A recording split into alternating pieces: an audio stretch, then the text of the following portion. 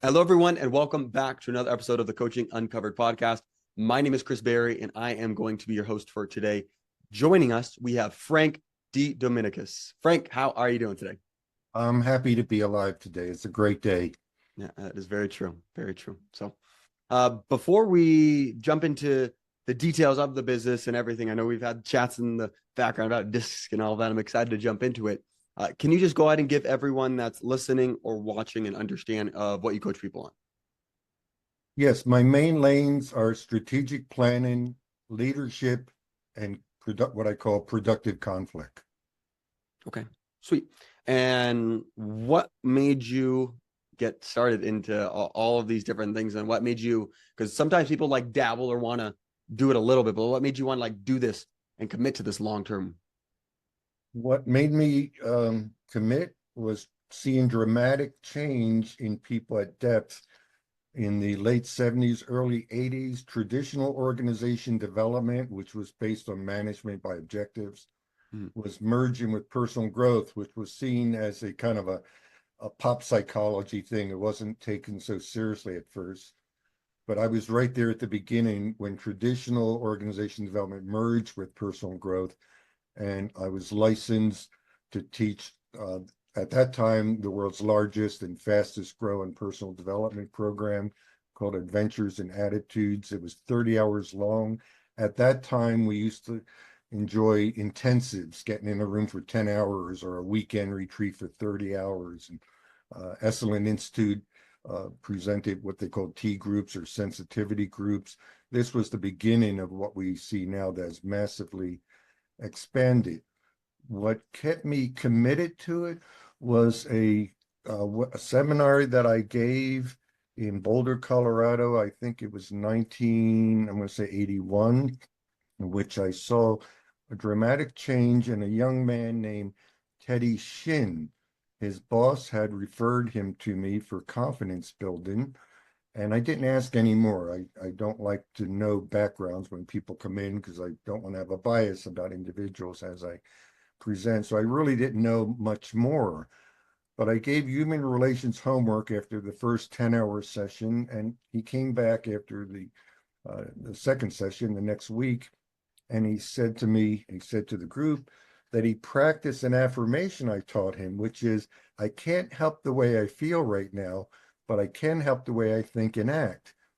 And he said that made a dramatic change in his life because up to that point, he'd been addicted to alcohol and heroin, and he was living in poverty and living in a negative lifestyle. But he came to realize through the training that all his behavior was based on self-image, and the self-image that he had of himself because of positive feedback from people in the group contrasted with the negative input he was getting from his environment. So he went cold turkey.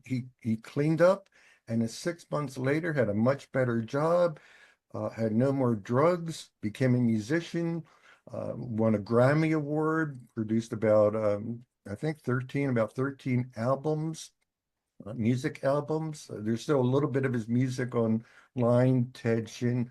He passed away a few years ago because of smoke inhalation from a forest fire in New Mexico. But when I went home after hearing that testimony, I wept for joy. I felt like I had white magic in my hand. What am I Mm. doing? Of course, I'm in the transformation business, but I wasn't ready for something this radical. So Mm. he actually is the individual that motivated me to continue on the path of helping people with professional development and personal growth. Although I'm hired because I affect the bottom line with what I do strategically, the soft skills is really what kept me plugged into what I'm doing now. Mm. It's a powerful story, and Very. it is. And obviously, you've been doing this for a while. You share that story, you share getting into it and everything. Before we kind of jump into maybe some other details of that, I'm sure throughout all the years, there's been a lot of ups, there's been a lot of downs, there's favorite parts, there's challenges, there's a lot of things that go on in the business. So, if you were to kind of summarize or highlight, let's say some of the favorite parts of having your business, now what would you say have been some of the biggest challenges of owning your business? Well, it changes based on age. I'm in my 70s now. I was in my 30s when I began. So when I began, the loneliness of leadership hit me. I was in my home office in Boulder, Colorado, feeling alone, hearing a loud silence. Hmm. Uh, and that was very difficult. I knew what I had to do to promote myself and what I had to do to be an effective teacher and coach, but I really didn't know what I didn't know. So I networked. Back then, networking was having coffee with people, pre-internet, of course. And I found several people, other practitioners in the same area, and we formed a mastermind group that met 6 a.m. every Monday morning in Boulder, Colorado at the Harvest restaurants. And that group continued for over 3 years, meeting super early in the morning. And we saw about 7 people stay in the core and about, I don't know, 30 people passed through who just wanted to use it as a platform for goal setting. So that was my one of my challenges was to break that loneliness pattern and develop some support. So, and I also found other trainers who were 20 years older than me who pulled me up into the treehouse. I didn't know Mm. anything about sales, so I just went into organizations and said, "Hey, I've got something good that'll help your people get along, and you'll make more money." And I got thrown out of everywhere, but I persisted. I persisted. I got on every radio program I could. I posted my flyers. I made phone calls, and all of this on top of a 40-hour regular job as well. Mm. So but I was on fire. I saw that change in Teddy Shin, and I knew I had to keep going. So that was the challenge. Yeah. Um, the other challenge was how to balance administrative activities and actually delivering services. It's kind of like that joke when the man who didn't have enough electricity, he could see when he could solve, but he could solve when he couldn't see. Oh, yeah. So I found that I would get a big deal. I would thrive in it and really throw myself into it, but realize I wasn't promoting myself at that time. So that was back then. Now Mm. everything's different. That challenge is no longer a challenge to me, thanks to the internet. I publish a monthly newsletter on subjects of interest on human relations and human nature, speaking mainly to HR people, CEOs, business owners. And I have found by putting myself into that and sharing access to skills and quality research that I actually have a steady lead flow. I really don't even advertise anymore Mm. because of that, just as you have found me and invited me to this podcast. Yeah. Cool. That's awesome. So loneliness of leadership, getting sales and learning how to sell, admin activities versus delivering for clients versus the acquisition of new clients. What would you say have been some of the favorite parts? I know you highlighted some of them. If you were to summarize, what would you say some of the favorite parts or one of the favorites of having your business has been? Boy, there's so much to draw from. Um, well, now absolutely the favorite part is hearing that that my clients are thriving. Mm. That's the best part. Um, Especially after time. I helped a client 10 years ago with a wedding facility here in the Denver area and worked with my marketing team. I'm very selective about who I work with, and uh, they were able to qualify for the Google free box, and they're still in there 10 years later. So I'm glad that everything worked out. It's a lot because I had to work on the technical, which is not really my area. I know enough to be dangerous. I went back to college a few years ago and graduated magna cum laude in international business and certain certs for small business, but that's really not my lane. I wanted to know enough about SEO and social media marketing to delegate. So I've been able to do that. And then I could stay in my lane in terms of teaching and combining things like people reading skills. I have a client who's uh, a counselor to elder adults, and we spent a whole year going through all of the 12 disc profiles, and we'll get into that a little bit later.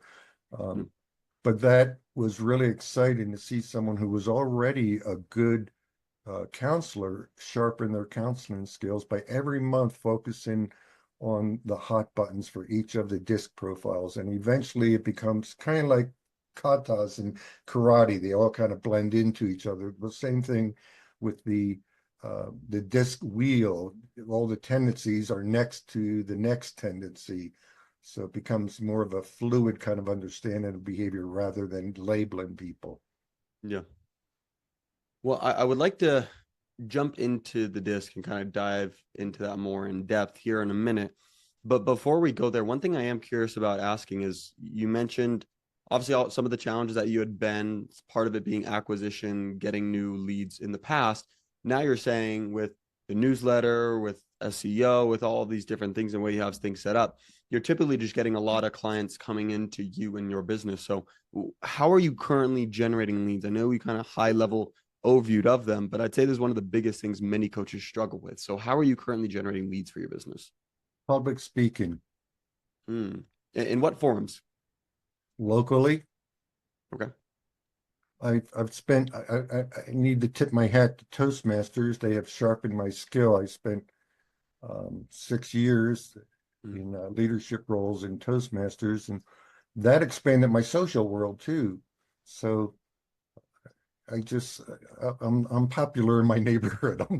I'm the local boy. I was able to bring DISC into wellness partners, Boulder County Mental Health, and train staff in order to help make the counselors better counselors. In Broomfield, I've done a number of workshops for internal building of discouraged workers, working on self-image and other skills. Um, One thing I do that I don't advertise, I still offer that one-on-one to do blind comparisons for therapists. So I'll take two profiles and without knowing who's who, I'll say A has this tendency, B has this tendency. For example, let's say one's a high D and one's a low D. So I would say to the high D, you need to slow down and ask more questions because the other person's not so disclosing. You need to non-intrusive questions, but you need to find the right questions to help them open up. And I would say to the other person, that high D's a steamroller. They're heading down the track. They're results oriented. So you need to speak up and say, whoa, whoa, whoa, wait a minute. Let me interrupt. I have a question or I disagree. Don't be afraid of that.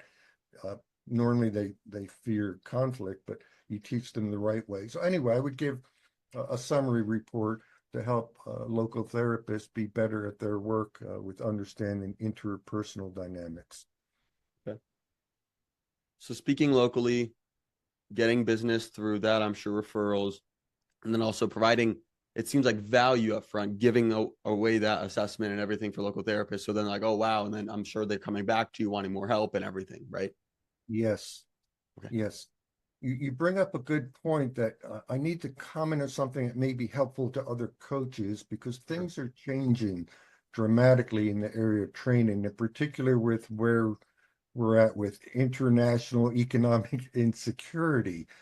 So more than ever, businesses have to do more with less.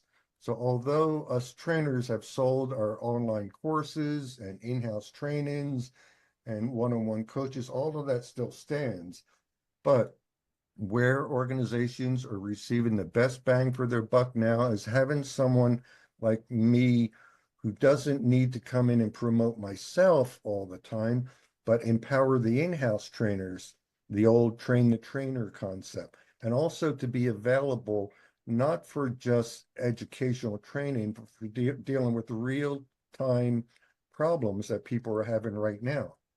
Disc, which the original disc is owned by Wiley Publishing, and which offers a platform called Catalyst, in which disc profiles can be compared. So if I do a training in an organization, the individuals, if they work on a team, can go in and I could go in and put in your profile and mine, and I can get advice back about how to improve my working relationship with you. Or if there's a problem, if there's a conflict, there's an opportunity for objective feedback to come in through the report, through the Catalyst platform, to tell you what your strengths and weaknesses are in the conflict and how to reduce the tension. We work with a concept called productive conflict. It's not conflict resolution, but it's learning how to read the other person so we can adapt our own self-talk, our own attitudes internally to really change the way we think about how we relate to the other person, which lowers the relationship tension. It's not easy to do.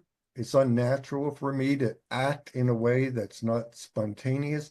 But if I stop when I'm upset and think, what are they really saying? What's the full impact of the message beyond the verbal message?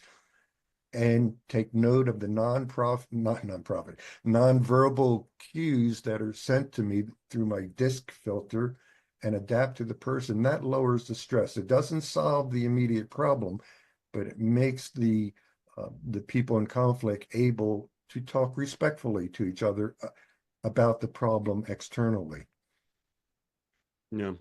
Well, it just gives you so much more understanding of people's natural tendencies and how they like to communicate and all of that. So it just makes it a lot easier instead of, as you said, D's just steamrolling everyone because that's how they like to go ahead and do it. Having them at least be aware that if they act a certain way with this person, this is going to be the result you're probably going to get. Yes, yes. Usually we can get along with most people most of the time, but there are definitely some style conflicts that are just difference in the way people work. So in a work situation, there may be around the table people you have more of a bond with than others. It doesn't mean you can't work with each other, but you can acknowledge that some people have boundaries. Not everyone wants high empathy. Not everyone is huggable. Not everyone wants to be touched. So DISC will allow you, if you study, if you go deeper into the research materials behind it, it'll increase your sensitivity to these things and actually make you a chameleon. That's how I am. Depending on who you interview and depending on where they met me, they're either going to say, Frank's the most gregarious, goofy guy in the world. He never shuts up. He's always cracking jokes. And then someone else is going to say he's quiet. He doesn't say much. He just speaks a profound, simple sentence at the end of a conversation. So that's me. I'm the amber, and that is proven out in a whole brain profile I took as well. I'm an ambivert. So there's many of me. So you get the one that's in the middle, balanced here today. Yeah, for sure. No, that's awesome. It really is so powerful behind. I know that kind of it led into us kind of talking about disc and some of the reasons why it's very helpful and important. But if you were just to explicitly state for everyone watching, why is understanding your disc, why is understanding your natural tendencies so important, would you say? Wow. Well, first of all, I want to make a disclaimer. DISC is not a clinical instrument. It's not the be all and end all. It just tells predictable tendencies. It's not a personality profile. So, why is it so important? I think because most of the problems we have in relationship is because individually we are not aware of our strengths and weaknesses. Hmm. Period. We don't stop and think about that. We may have taken a Strong Campbell survey in college to prepare for a job and got some semblance of who we are, but we really don't know what they are.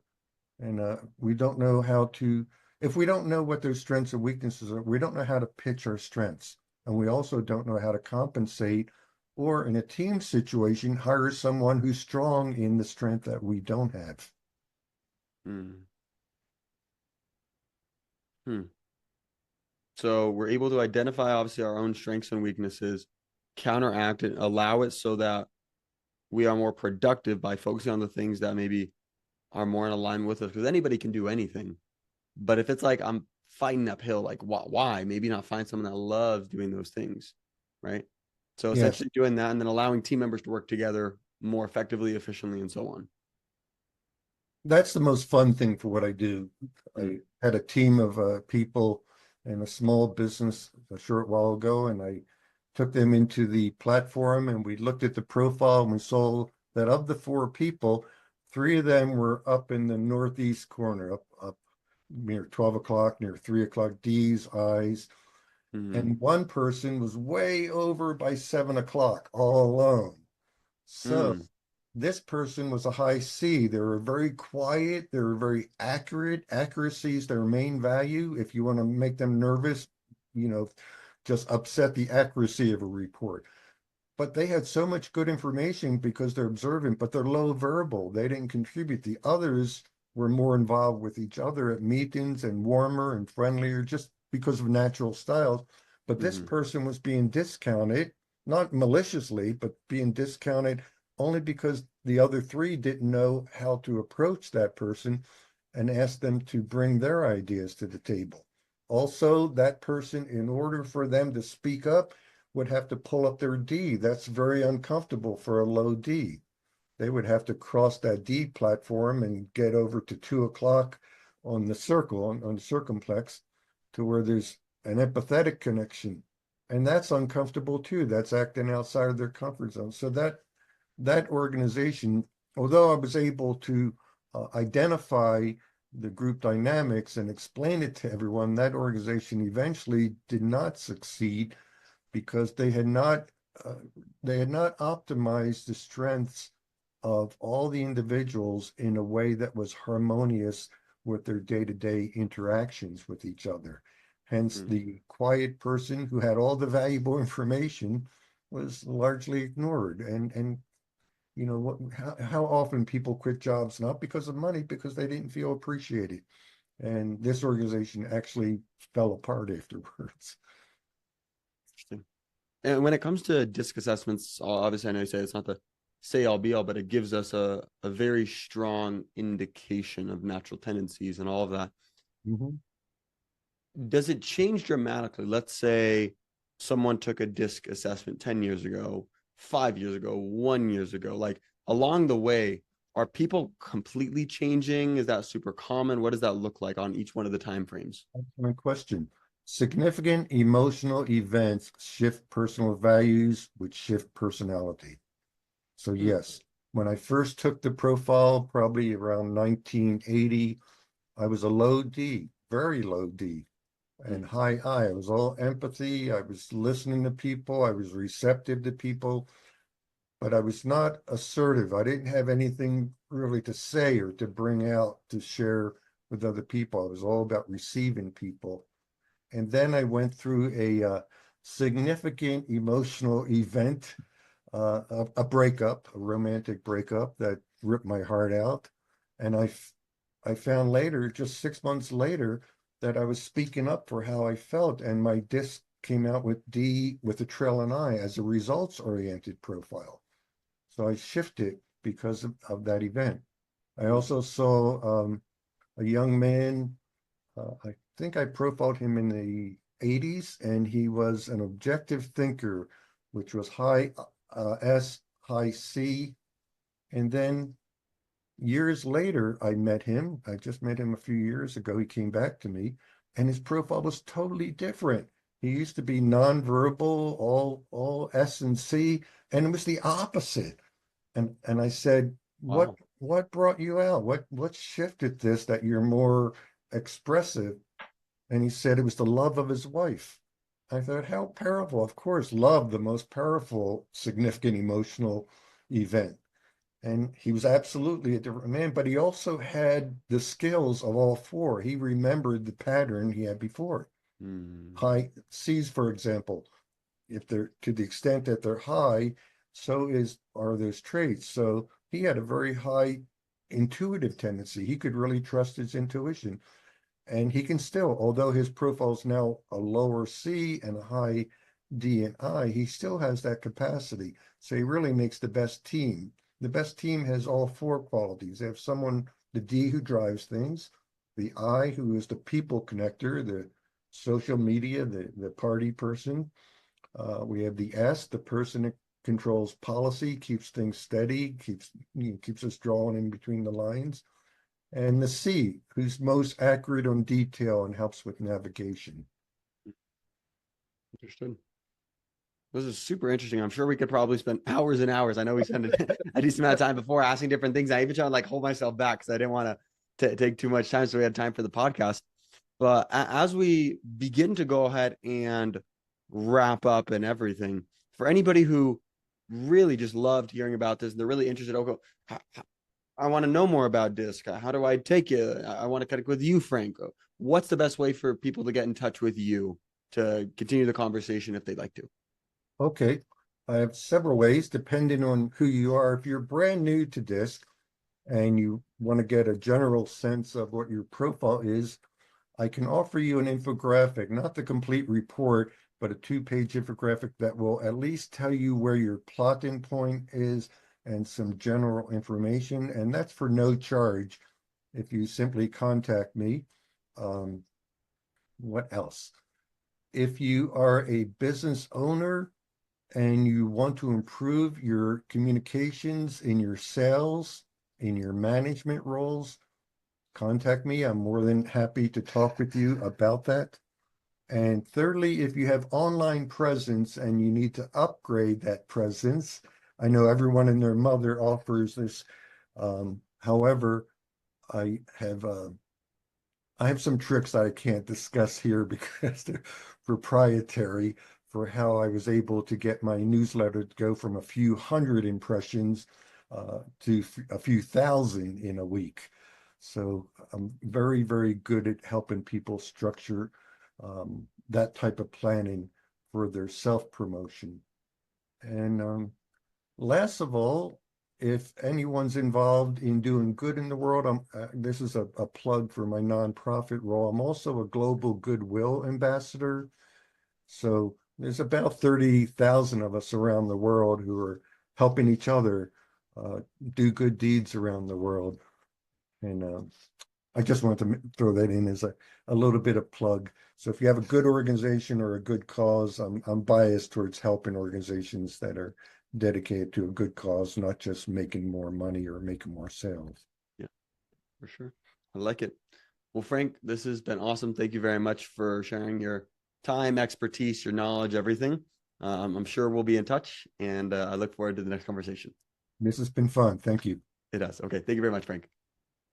If you guys like this video, make sure to go ahead and like and subscribe. And if you'd also like to watch another episode to see how you can continue to grow your coaching business, go ahead and click right here.